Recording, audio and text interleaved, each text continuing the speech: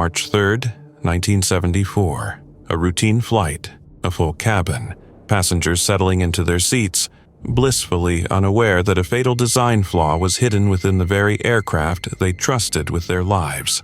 It wasn't turbulence, it wasn't terrorism, it wasn't pilot error, it was a door, a single, faulty door that would turn Turkish Airlines Flight 981 into one of the deadliest aviation disasters in history. The McDonnell Douglas DC-10 had departed Orly Airport in Paris, heading for London Heathrow. On board were 346 souls, a mix of tourists, businessmen, students, families, each with their own destinations, their own futures.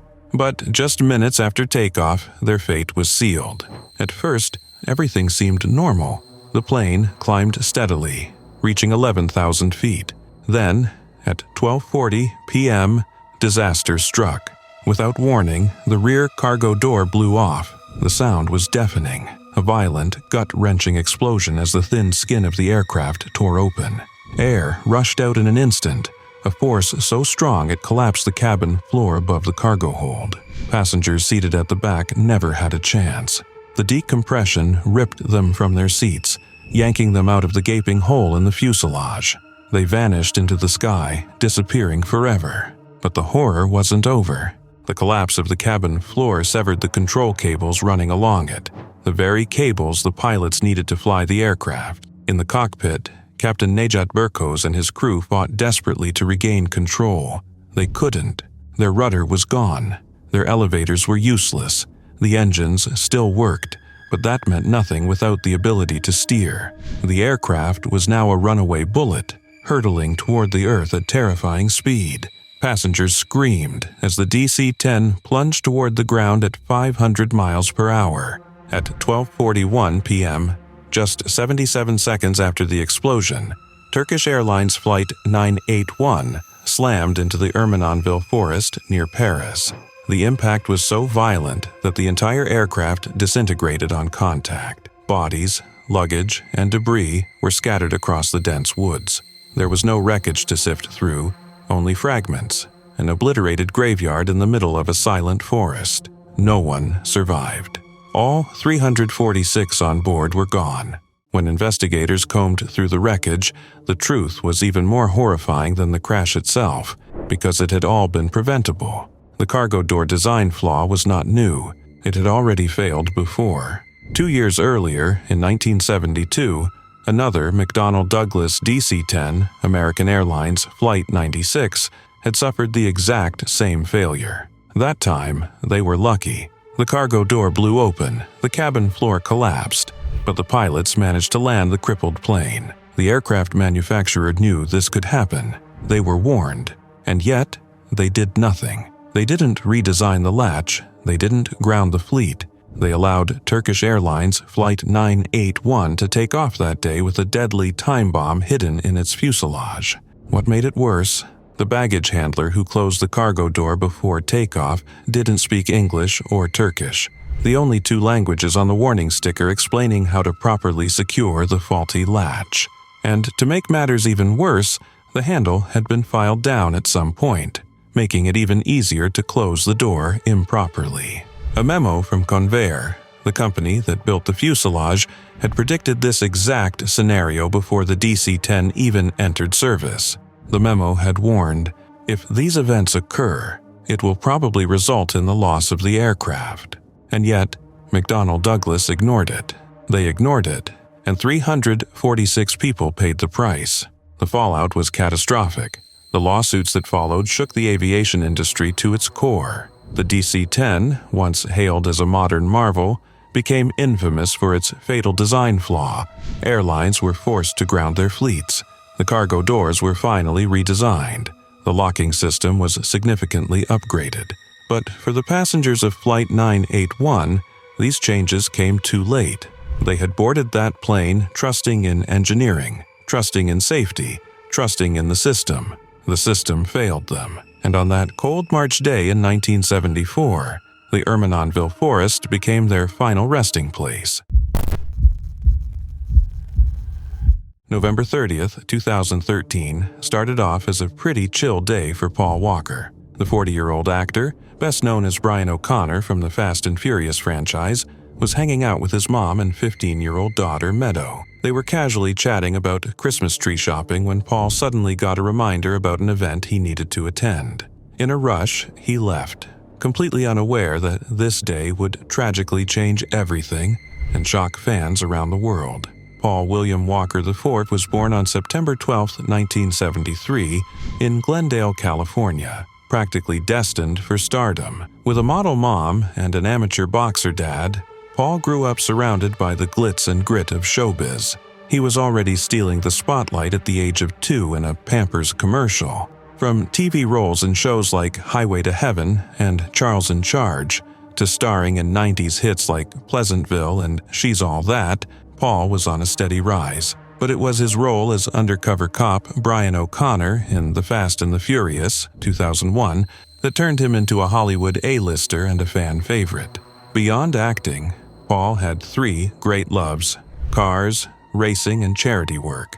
Unfortunately, it was this very trio that led to his untimely death. On that fateful day, Paul attended a charity event hosted by his nonprofit, Reach Out Worldwide, at a car shop he co-owned with his friend Roger Rodas, a former race car driver. After the event, the duo decided to take a quick spin in a 2005 Porsche Carrera GT, a beast of a sports car, but notoriously hard to handle. At around 3:30 p.m., with Roger behind the wheel and Paul in the passenger seat, they sped off. The car, estimated to be traveling at 100 miles per hour, spun out of control, hitting a curb, a tree, and a light post before slamming into another tree and bursting into flames.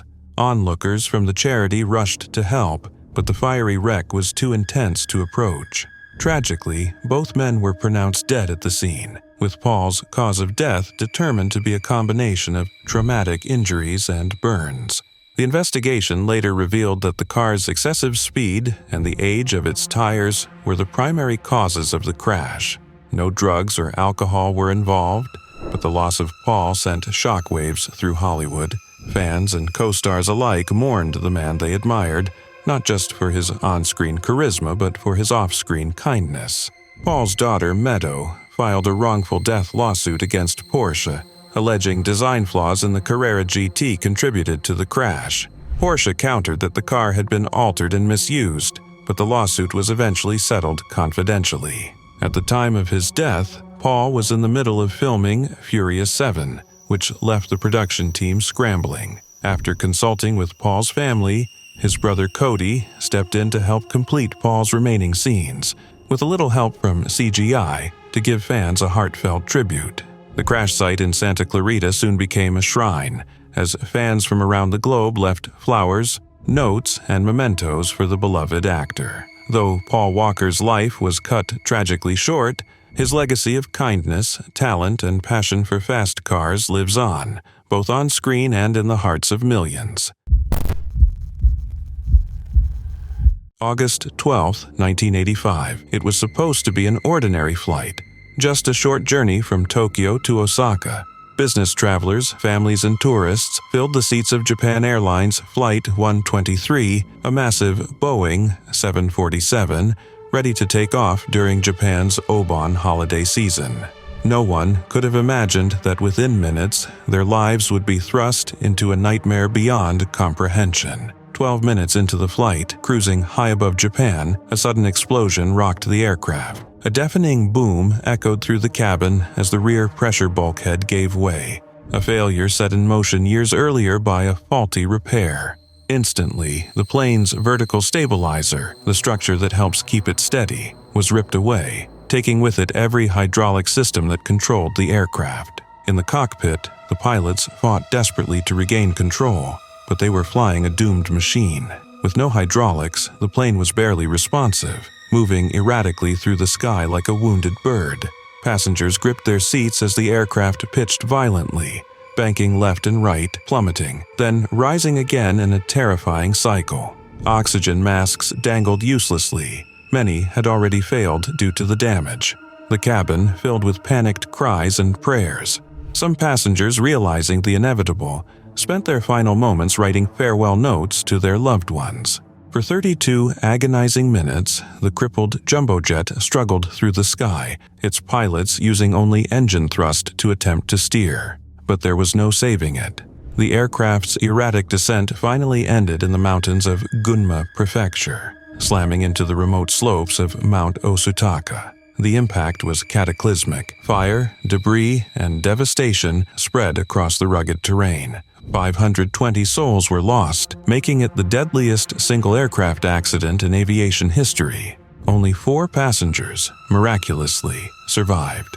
All were seated toward the rear of the aircraft, where the structure remained somewhat intact. But even survival came with tragedy. Many who initially endured the crash succumbed to their injuries while waiting for rescue, a rescue that arrived far too late. The investigation that followed uncovered a painful truth. This catastrophe was preventable. 7 years earlier, Boeing had performed a repair on the aircraft after a tail strike incident, but it was done incorrectly. Over time, the weakened structure finally gave way, leading to the deadly decompression. A single mistake, one overlooked error, had sealed the fate of hundreds. Among the victims was Japanese singer and actor Kyu Sakamoto, known for his worldwide hit Sukiyaki. His voice, once filled with joy, was now a haunting echo of a life cut short. Other celebrities had narrowly avoided the flight, their fates decided by last-minute changes.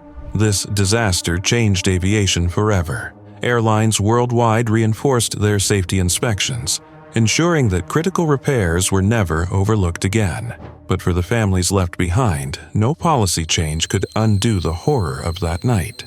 Japan Airlines Flight 123 is more than just a tragic accident. It's a grim reminder of how a single mistake, buried in the past, can resurface in the most devastating way.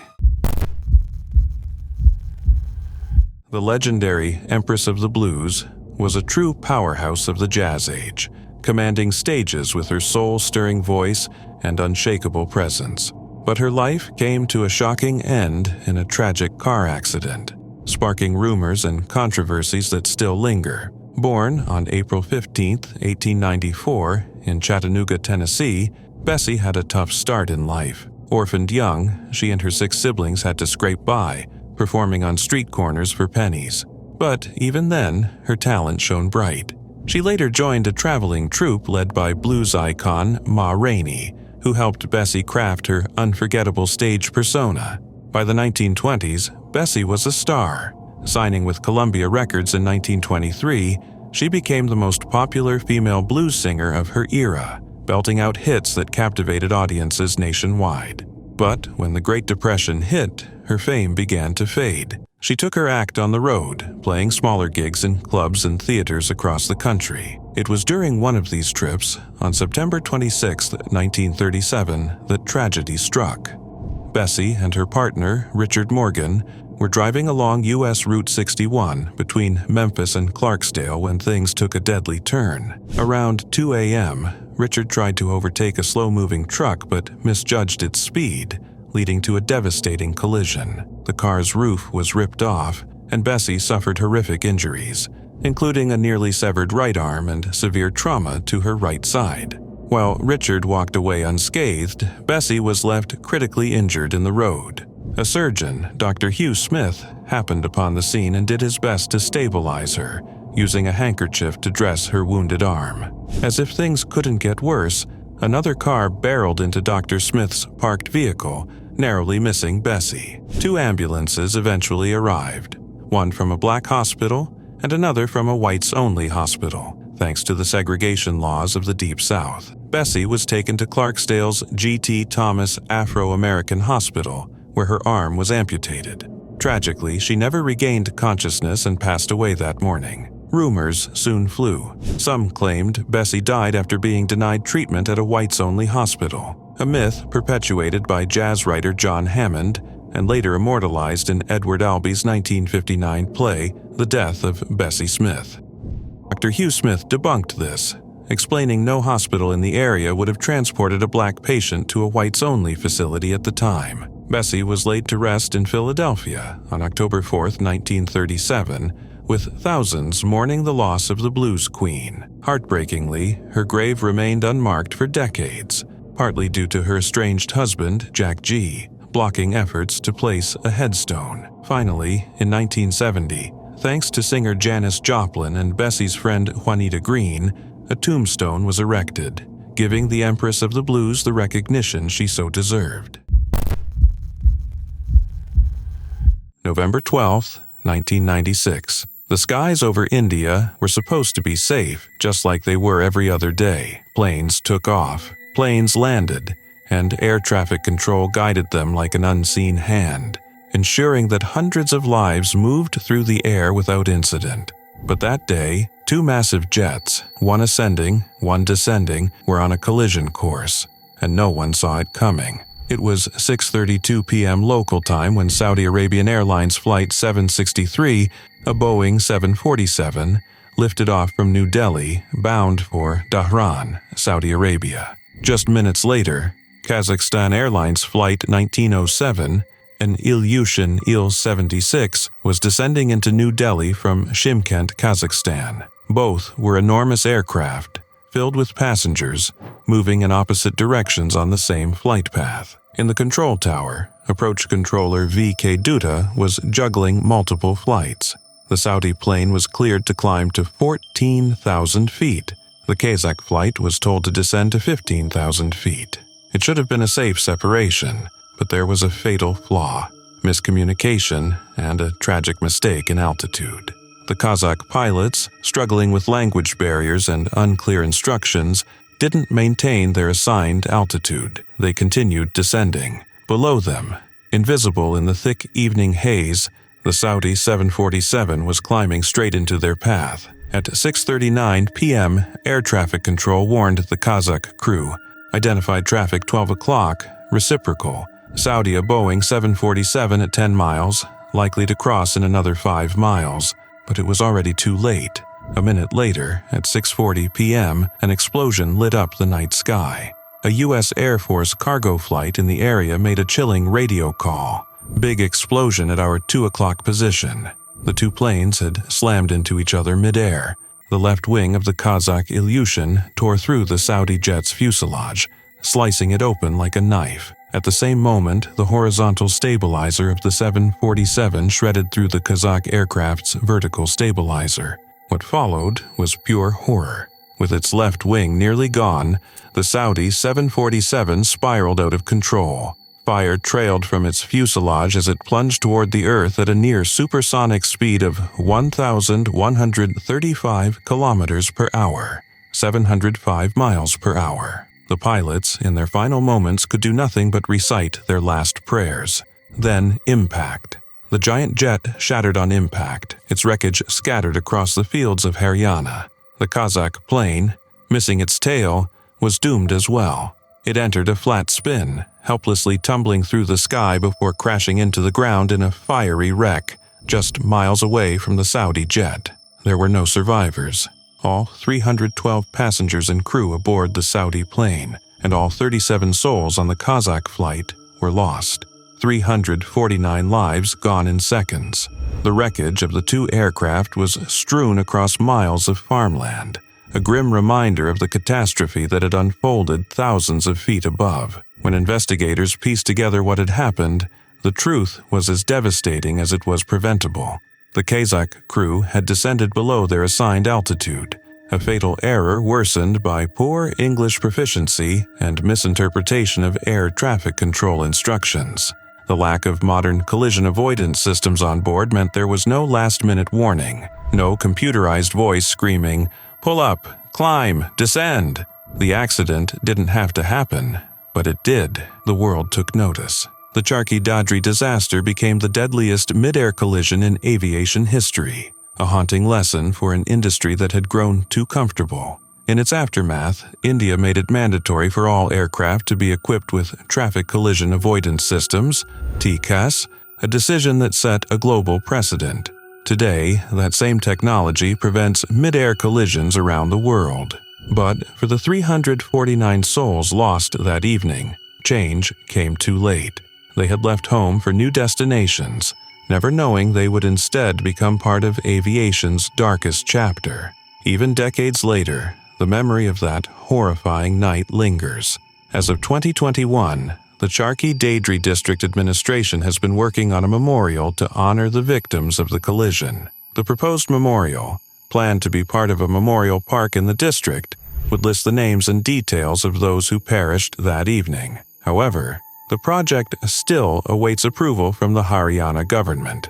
If approved, it will be developed with the participation of India's Ministry of Civil Aviation, the Airport Authority of India, and the embassies of Saudi Arabia and Kazakhstan, a solemn tribute to a tragedy that should never be forgotten.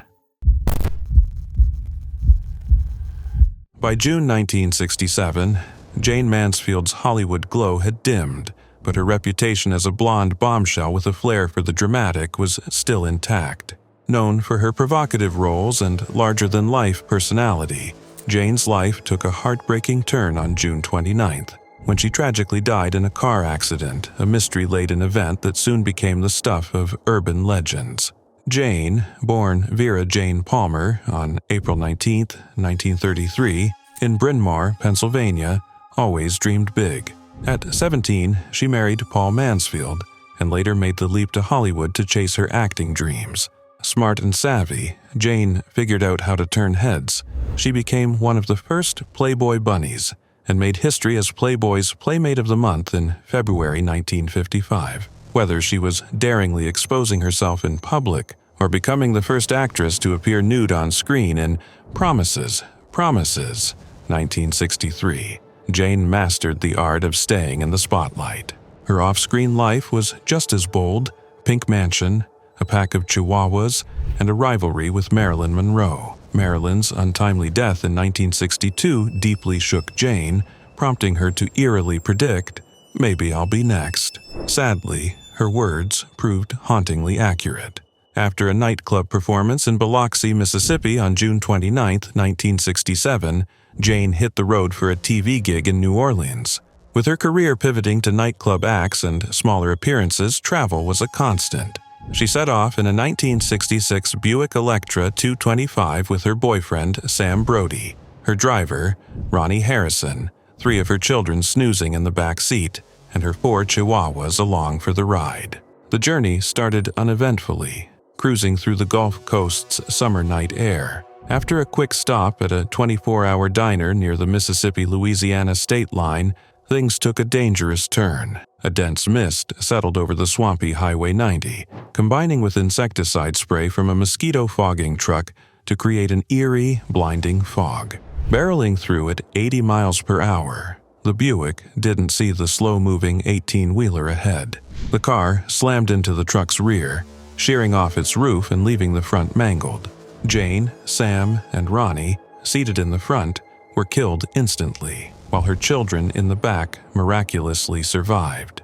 Speculation exploded when photos of the crash showed Jane's blonde wig hanging from the windshield, sparking rumors that she had been decapitated. However, the coroner confirmed that while her injuries were severe, scalping and skull trauma, her head was not severed.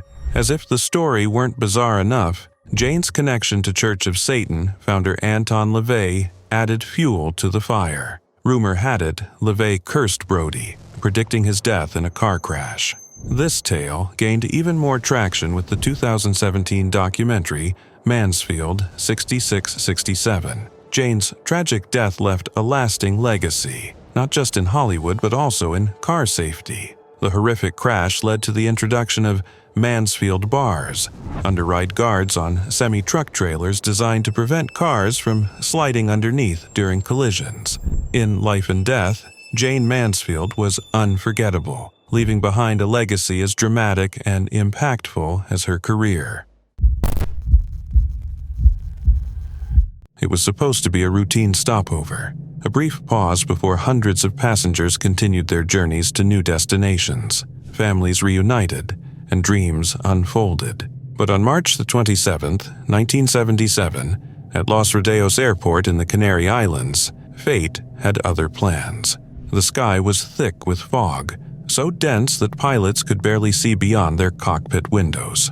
On the runway sat 2 colossal Boeing 747s, one belonging to KLM, the other to Pan Am, 2 of the biggest passenger planes in the world, carrying over 600 souls between them, unknowingly locked in a deadly sequence of events that had already been set in motion. Inside the KLM cockpit, impatience was building. The flight crew was eager to take off, racing against strict duty hours that threatened to delay their journey even further. But in the confusion of rushed communication, something got lost, something crucial. A misunderstanding between the KLM captain and air traffic control led to a fatal assumption that they had been cleared for takeoff. With engines roaring and wheels burning against the tarmac, the massive aircraft surged forward, blind to the reality that lay just ahead, because hidden within the suffocating fog, still taxiing in the opposite direction, was Pan Am Flight 1736.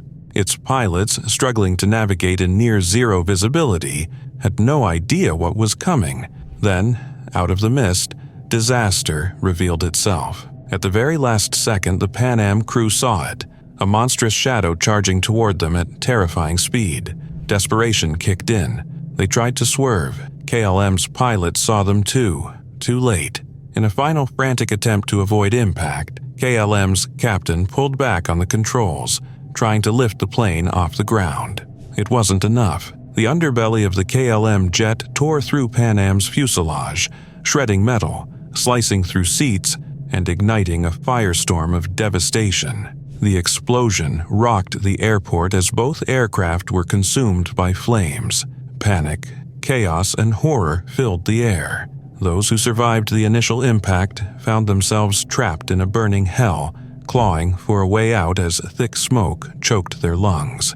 In the end, 583 lives were lost in what remains the deadliest aviation accident in history. A disaster caused not by a mechanical failure, nor by a terrorist attack, but by human error, impatience, and a tragic failure to communicate. When the smoke cleared and investigators searched for answers, the conclusion was undeniable. The KLM captain